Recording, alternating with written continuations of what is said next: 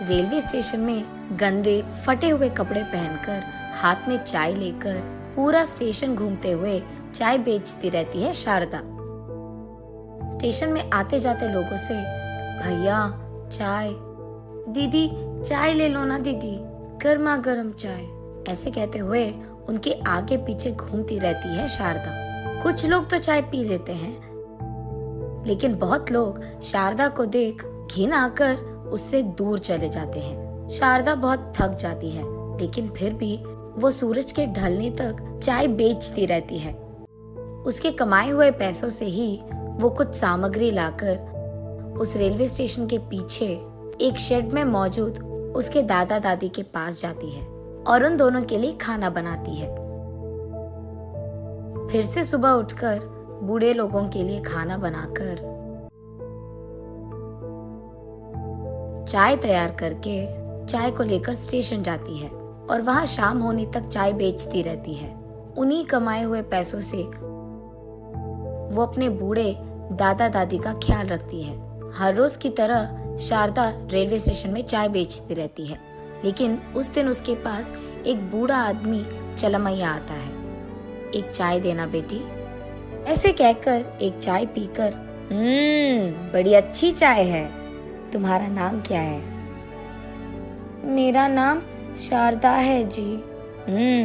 तुम्हारा चाय का व्यापार कैसे चल रहा है बेटी? हाँ कुछ चल रहा है जी, हर रोज बस सामग्री खरीदने के लिए पैसे कमा लेती हूँ, कभी कभार तो पैसे भी नहीं मिलते हैं, ऐसे भोलेपन से कहती है।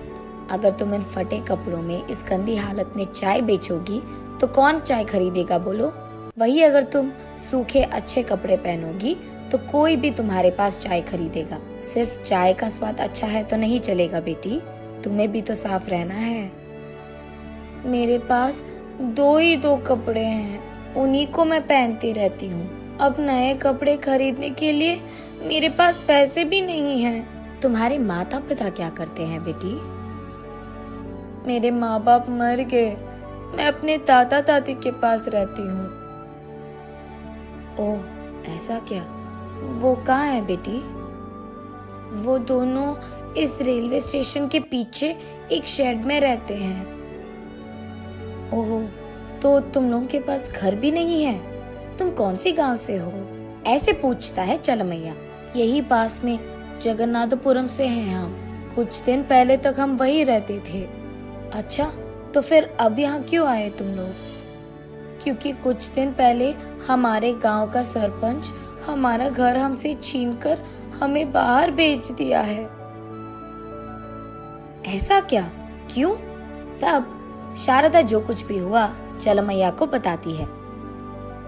कुछ दिन पहले हमारे गांव में सरपंच के इलेक्शंस चल रहे थे, उसमें हमारे गांव का बलरामैया भी खड़ा था। वो वोट मांगने हर घर को जाता था और ऐसे ही हमारे भी घर आए।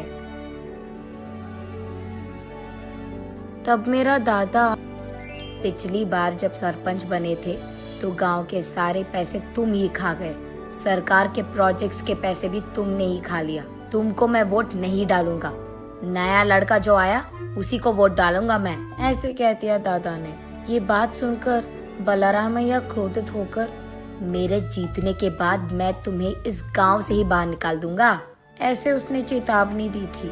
उसके कहे के अनुसार वो जीत गया और उसके कुछ ही दिन बाद वो अधिकारियों को लेकर हमारे घर आया था, ये कहते हुए कि हमने इस घर को गैर कानूनी से बनवाया और इस घर की जो काम है हमने पूरी तरह से नहीं करवाया, इसलिए तुम्हारे घर को हम सीज कर रहे हैं। वो हमको हमारे घर से और हमारे गांव से बाहर निकाल दिया। मेरे दादा दादी बहुत बूढ़े हैं ना, हमने अधिकारों से मिलने की बहुत कोशिश की, लेकिन कोई हमारी मदद नहीं कर रहा।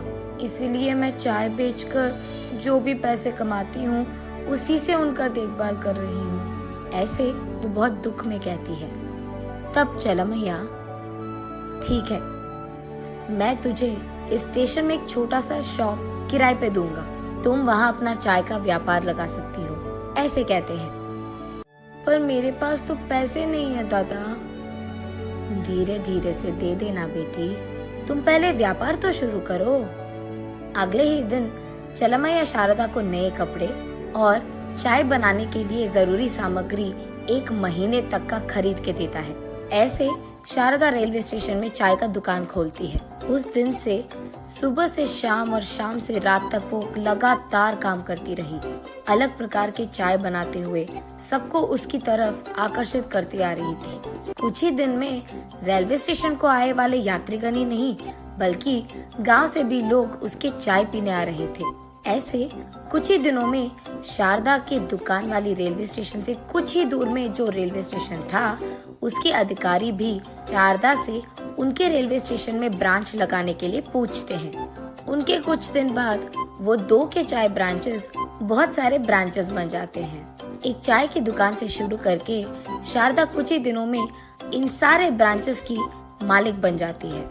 इतनी छोटी उम्र में इतना सारा काबिलियत से हासिल करने के कारण बहुत सारे मीडिया लोग शारदा से उसकी इंटरव्यू मांगते हैं। तब शारदा उन सबको ये बताती है कि वो कैसे यहाँ तक पहुँची और उसके परिवार के साथ क्या नाइंसाफी हुई थी, और ये भी कि चलमैया ने उसकी कितनी मदद की है। ये जानकर उस जिला का कलेक्टर शारदा का सराहन करते हुए बलरामैया को गिरफ्तार भी करता है। जो काम उसने गैर कानूनी से किया है वो सब कानून हासिल कर लेता है, और जिन अधिकारियों ने उसकी मदद भी की थी उनको भी गिरफ्तार कर लेते हैं, और इस सब के बाद शारदा और उसके परिवार को उनका घर लौटा देते हैं। नैतिक, आज अगर अधिकार तुम्हारे हाथों में है तो उसका गलत इस्तेमाल नहीं करते हैं, क्योंकि कल जब अधिकार किसी और के हाथों में चला जाए तो खुद अपना सर नीचे करना होगा।